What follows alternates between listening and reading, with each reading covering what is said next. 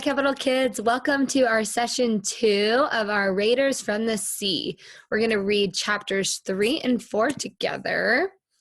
Alrighty, let's do this. Chapter 3, Bries Birthday. As Brie talked, she watched her father. At first, a thundercloud passed over his face. Brie knew that Daddy had all he could do to hold in his anger about what might happen if raiders returned to their area. 200 years before, Vikings had begun their raids along the seacoasts of Ireland and Scotland. 46 years later, in 841, Viking merchants established a trading base at Dublin. By now, in the late 900s, Vikings had raided the Glendalough Monastery many times. Today, her father listened without taking his eyes off Brie for a second. When he asked a question, she did her best to remember every detail. Devon remained silent, seeming to listen for anything Brie might miss. When she finished, her mother's face was white and still, her eyes filled with dread. Cronin spoke quietly. We've had peace for a time, but we cannot have a false peace. Brianna, we need this warning, so we're always ready at Glendalough. As the Vikings have come before, they will probably come again. Like a thick fog closing in on them, the word Viking hung in the air. Fierce men who swooped down on monasteries and nearby homes, they struck at a moment's notice. With the shallow draft of their longships, they were able to enter rivers and streams. Often they appeared far from the sea where no one expected them. Until this moment, Brie had managed to push aside her worst fears. No longer could she ignore them. From her earliest memory, she looked to her father whenever something went wrong. Now the blue eyes of Aidan O'Toole were dark with concern. Yet when he spoke, his voice held the strength of a good leader. Already he had a plan. We must remind everyone of the danger, he said. Sometimes people forget the burning and looting of times past. The signal, the monastery bell, our people must remember is that one kind of ring calls them to church. Another way of ringing says, flee, go to your hiding place. His glance took in Devon. Put fresh buckets of water in the places we've prepared. Also take the warm blankets we use in winter and the food that can be stored for a time. To Brie, he said, I want you and Devon to make sure that everything is ready. We've given you the safest place we have, but it's also the smallest. Use every inch of space wisely. Daddy looked towards the cooking fire. In spite of its warmth, Granny lay like a small bird in a nest of blankets. Awake one moment, she dozed the next. She was the reason why Brie and Devon were in charge of the younger children. Then Daddy turned to Mom. Maureen, my love, if I'm home when the raiders come, we'll work together. If I'm not, take Granny and go. If you don't have time for the animals, just take care of yourselves. When Brie's father turned to the monk, the gaze of the two friends met across the table. You've already prepared a safe place for the monks and students. The tower stands ready, Cronin answered. And the manuscripts, do you need our help? We'll finish hiding them so that no one can find them. The manuscripts, Brie whispered. With their beautiful colors, the hand-copied pages of the Bible seemed to have light shining through them. She couldn't think of anything worse than having them stolen. Cronin nodded. The raiders don't understand why the Bible means so much to us. They worship pagan gods and steal our Bibles because of the precious gems on the covers. Once again, the monk spoke to Brie's father. I'll leave some things out where they can find them, treasures that aren't so valuable, and manuscripts we've just begun. We'll try to give them Vikings enough so they don't keep searching for more. Daddy seemed to feel satisfied that they had planned every way they could. But when Mom spoke, her voice was so changed that Brie barely recognized it. Can we pray? She asked. Yes, certainly. For an instant, Cronin looked around the table. His gaze paused at the 3 empty plates as though thinking of Adam, Kara, and Jen. Then he spoke to Devon. You're a born leader, just like your father. God will use your many gifts. His solemn eyes, Devon nodded. Thank you. The monk turned to Brie's father and mother. We need to continue teaching the children to trust the Lord no matter what happens. Let's especially encourage Brianna. Especially? Mom's voice was faint. Oh, no, Cronin, no. In the next instant, she clapped her hands over her mouth as though trying to shut off her words, but the frightened look remained in her eyes. After a silence that seemed to last forever, Cronin bowed his head and prayed. Lord, deliver us from the wrath of the men from the north. Good and kind Lord, protect us all. Brie's silent prayer echoed his. And Lord, protect us from that hateful boy, whoever he is. When the monk left, Brie, Devon, and their parents returned to the table. Brie always loved the rumble of her daddy's big laugh, but he wasn't laughing today. Brie's gaze met her father's solemn blue eyes. Do you remember when I asked Brother Cronin if I could start school? Ever since he came to talk with you, you've offered his prayer for protection, and you've taught us what to do. Now Brie was old enough to understand that Daddy had given her and Devon a carefully laid out plan to take the younger children to the forest. You made it a game. We didn't know how important that game might become. Until now, Devin looked from one to the other. Until today, down by the stepping stones to the river, we talked about Keely again. Whenever their sister's name came up, Brie saw the pain in her mother and father. The loss had left Mom a quieter woman, Daddy a more thoughtful man. Often Brie caught their gaze resting on the youngest children. God had given her parents a second family. But now Brie could only think of the days ahead. What's going to happen to us, she wondered, her heart filled with dread. What will happen to my family and me? Sad, angry, and scared all at once, Brie tried to push down her feelings. Instead, they spilled over into words. I don't want to be afraid. Her daddy reached out and put his large hand over hers. We all have times when we're afraid, he said. You too? The idea startled Brie. There's nothing wrong with being afraid. Sometimes that's God's way of protecting us. Tears filled her father's eyes. My daughter. He swallowed hard and blinked the tears away. Brianna. Again, he needed to stop. The way Daddy spoke her name made Brie feel better. From the time she was a little girl, she had sensed his care for her mother and each child in the family. Her father's way of loving all of them gave Brie a warm feeling of being watched over. Now he went on. There will always be people who try to defeat us. If we let them frighten us, they win. But do you know what? Sometimes we do the biggest things, the most important things when we're afraid. What counts is how we live, even though we're scared. As though wanting to be sure she understood, her father leaned forward. Brianna, you have learned the Holy Scriptures. Store them in your heart. They will be a comfort to you. Stunned, Brie waited for Daddy to say more, but he didn't. A comfort to me, she asked, barely able to speak. If there was a need for comfort, it meant that something bad had happened. Something was hard or dangerous or frightening. The Word of God will be like a sword that helps you defeat your enemies. Brie didn't want to think about possible enemies. Sometime before, her father had fallen away from God and left the church. Brie was awake the night she heard him sobbing, asking the Lord to forgive him. From that time on, Aidan O'Toole had been a changed man.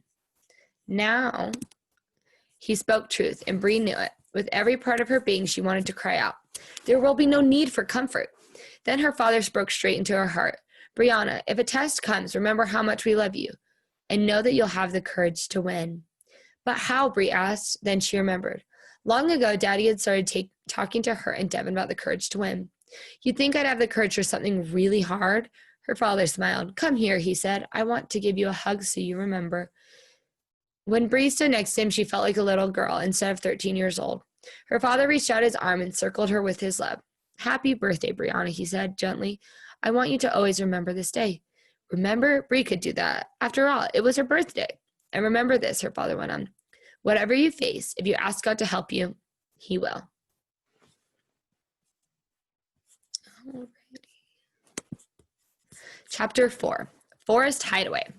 The green hills of Ireland were soft with evening mist when Devin O'Toole reached the river. Upstream from where Brie rescued the boy named Michael, the river flowed alongside the family farm. After a quick glance in all directions, Devin slipped under the trailing branches of a tall willow. Turning, he looked back to check on his sister Brie.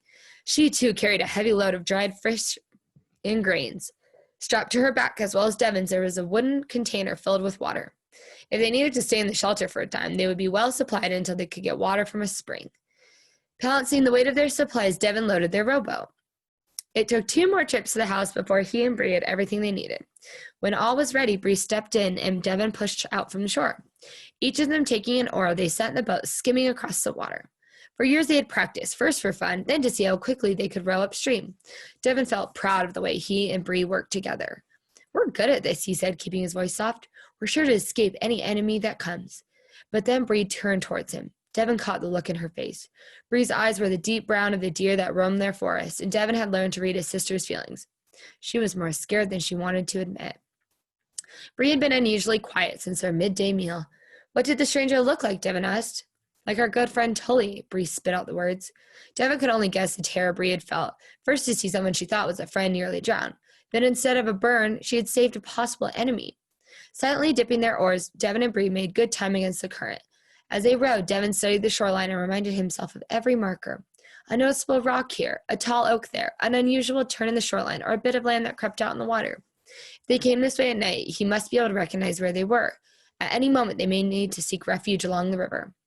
When they passed 3 pines glowing across the riverbank, Devin remembered his need to teach Brie. That could be a place to hide the boat. His sister nodded, but I hope we can reach the shelter. Here and there, Devin pointed out other important landmarks. If Vikings come, they'll probably leave their ship down the river. From whatever direction they walk in, they can look down on the monastery. When Brie shivered, Devin felt sure she had thought of the same thing. As they rode, the sun slipped behind the mountains, and the sound of falling water grew louder by the moment. Some distance downstream from a thundering waterfall, they came to the odd-shaped rock that was their marker. Reaching out, Devin grabbed hold and swung the boat alongside. Quickly, he tied up to a tree on the shore. Working together, he and Brie unloaded the supplies and hid what they couldn't carry on their first trip. The way between the rocks was steep. The path they followed was one of their own choosing. They had always been careful not to leave signs that would give them away. As they walked, Devin looked up often. Studying the trees, he thought about how they'd look if he and Brie passed that way at night. Once a deer startled them by bounding out from the bush. Soon after, Devin found the marker he needed and walked straight towards it. There he stopped, looked around, and took a zigzag route to their hiding place. Set inside a cluster of pines, the shelter blended into thick growth around it. Sturdy branches held a horizontal pole in place. Leaning across that pole were several others that slanted down to the ground. Lodged between the roots of trees, they made a strong well and roof. A straw thatch covered the poles to keep out the rain. Devin and Brie set to work, stacking things carefully to give room for all of them. When their father first talked about making a place to hide, Kara was 1 year old and Jen newly born. "We'll build a shelter near one of our waterfalls," Dad had said. At 14, Devin understood why. If either girl started to cry, she would betray everyone else. Here, the tumbling water would cover the sound. Here, too, the distance from the monastery might help keep them safe. By now, the shelter had a floor of beaten-down earth with a dry rug ready to spread across it. A blanket dropped down close to the doorway. On the second trip from the rowboat, Brie led Devin to the hiding place. After still another trip, they had everything inside. "We're as ready as we can be," Devin said, trying to encourage her. But when they returned to the river again, he felt uneasy. "Let's find a better hiding place for the boat. If we're not careful, it could give us away." With dust gathering around them, he and Brie searched. After a time, they discovered a small opening between two large rocks. If they tied the rowboat so it didn't drift, it would be out of sight from the main channel. Devin found a strong stick, pushed it to the riverbank, and showed Brie how to tie up the boat. "If we have time, we'll find another place," he said, "but I don't think they'll come this far." They had become their word for Vikings. "Are you sure?" Brie asked. "Can anyone predict what Vikings will do?" Devin didn't answer. He didn't even want to guess how difficult life could become. He only wanted to protect his brother and 3 sisters. "I'll keep them safe," he promised himself as he pushed down his spear. "Somehow I'll keep them safe, even if it's a matter of life or death." But now daylight was gone and it was difficult to see rocks in the dark water. "Let's look again tomorrow," Devin said. Heading downstream, they rode the current, needing to do little more than keep the rowboat in the center of the river.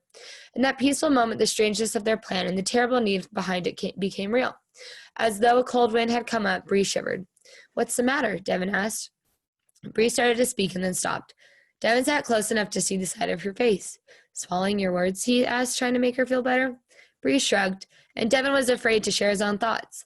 Just the same, it felt good to be with his sister. "I was thinking," Brie started, then stopped again. "Thinking?" Devin offered a great sigh. But Brie went on anyways. "You know what, Dev? You're a pretty good brother." "You're sure?" "Yes, I'm sure," Brie answered. "I guess I've never told you that before."